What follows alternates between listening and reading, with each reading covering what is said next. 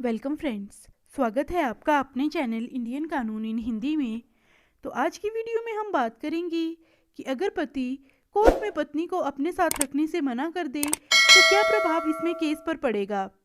बहुत से पति अपनी पत्नियों से परेशान रहते हैं और इस हद तक परेशान हो जाते हैं कि पत्नी पर बहुत बड़ा गुस्सा होता है, क्योंकि आजकल पत्नियां लॉ का मिसयूज़ करके पति पर झूठा केस करती हैं।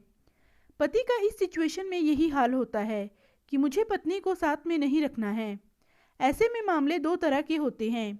एक वो जब पति ने सचमुच अपनी पत्नी के साथ गलत किया है, फिर भी पत्नी अपने पति के साथ रहना चाहती है, और पति अगर अपनी पत्नी को नहीं रखना चाहते तो इसका नेगेटिव प्रभाव पति के केस पर पड़ेगा। इससे ये क्लियर होगा कि पति गलत है, वो जानबूझकर अपनी पत्नी को नहीं रखना चाहता। तो ऐसे में केस में पत्नी को फ़ायदा मिलेगा। अगली बात इसमें ये आती है कि पत्नी गलत है और वो अपने पति को हद से ज़्यादा परेशान करती है और पति के माता पिता या रिश्तेदारों को उसने परेशान करके रखा है।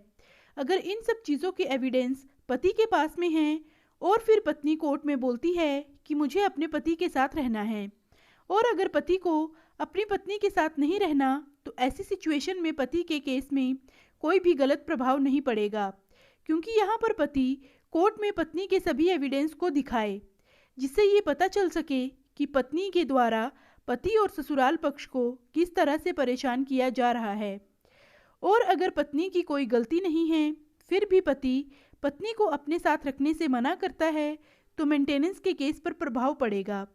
पत्नी जो मेंटेनेंस की मांग कर रही है, तो पति पर एलुमनी की भारी रकम लग सकती है, और पत्नी का रहने का खर्चा, खाने पीने का खर्चा पति पर थोप दिया जाएगा।